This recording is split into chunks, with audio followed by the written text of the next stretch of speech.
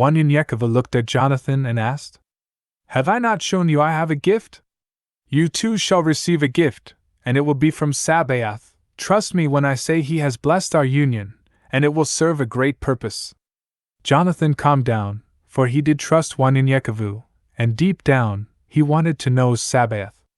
Jonathan then pointed at Elisha.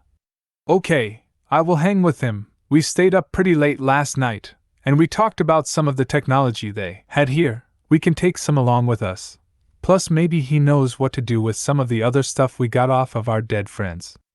Joam went back over to Elisha and asked about some of the instruments and equipment. But he held the bag up. "I'm way ahead of you. Plus a few extras." Joam and Wanyanyekova walked off to discuss details while Jonathan and Elisha went over what to bring along with them. After their lengthy discussion, Joam and Wanyanyekova joined the rest and gathered their belongings and personal items. They finally organized their things, placed them on the horses, and were ready to enter the elevator. Mercy pushed the button, and the doors opened. "I'll hold your hands so you won't be afraid," said Grace to Wanyanyekova. Jonathan looked at Joy and nervously said, "I just want to hold your hands." Joy smiled. "Sure." Ibrahim walked up to Wanyanyekova with tears in his eyes, hugged him, and whispered in his ear, "I never knew of a God until now. The very first time I have ever asked God for anything was a few weeks back, and I asked him to bring a man of God to come to take my children to give them a life with him. He has given me just that through you, thank you." After the goodbyes, hugs, kisses, and crying, they all headed down the elevator. Once outside, everyone got on a horse. "Where's my horse?" said Daniel. Wanyanyekova said, "You'll ride with me, little man." Wanyanyekova then turned to Jonathan. "See, there was a reason why we had these extra horses. Now, we need to go to Caballo Lake?" Pulling out one of his new toys, Jonathan said, "Caballo Lake is due north.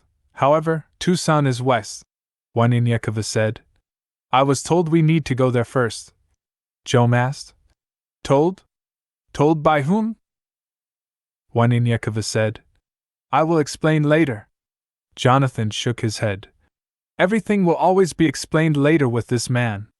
They headed north. Wanyanyekova and Joam led the group, followed in pairs by Mercy and Joy, then Elijah and Grace and Jonathan and Elisha, who carried the rear.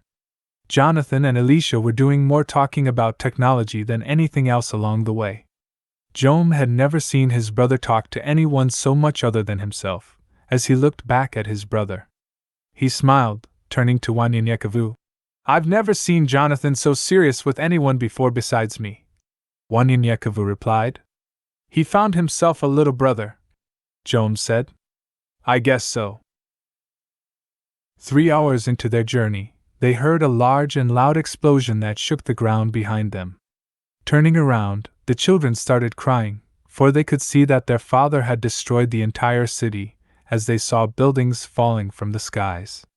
Standing there while the children of Ibrahim cried, Wanyanyekova, Joam, and Jonathan didn't say a word until they were ready to move on. They had traveled for miles before anyone said anything. "He always said that he never wanted us to live like them," said Grace. "He even told me one time you can camouflage a lie, but it will always be a lie, and he wanted us to see what the truth was."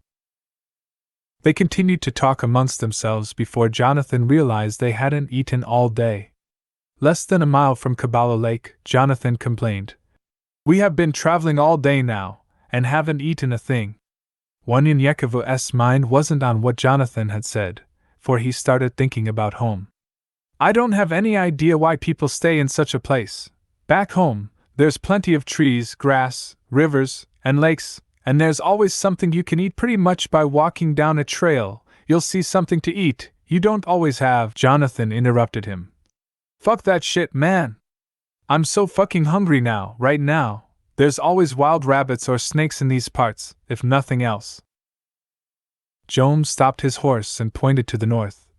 "Just under a mile is Caballo Lake. If it hasn't dried up, we can stop there and rest a bit, but your ass needs to stop being a rude, crying-ass little bitch. What happens to that Jonathan I saw back at Las Cruces? I want him. Pointing at Jonathan, Joan continued, Not this asshole.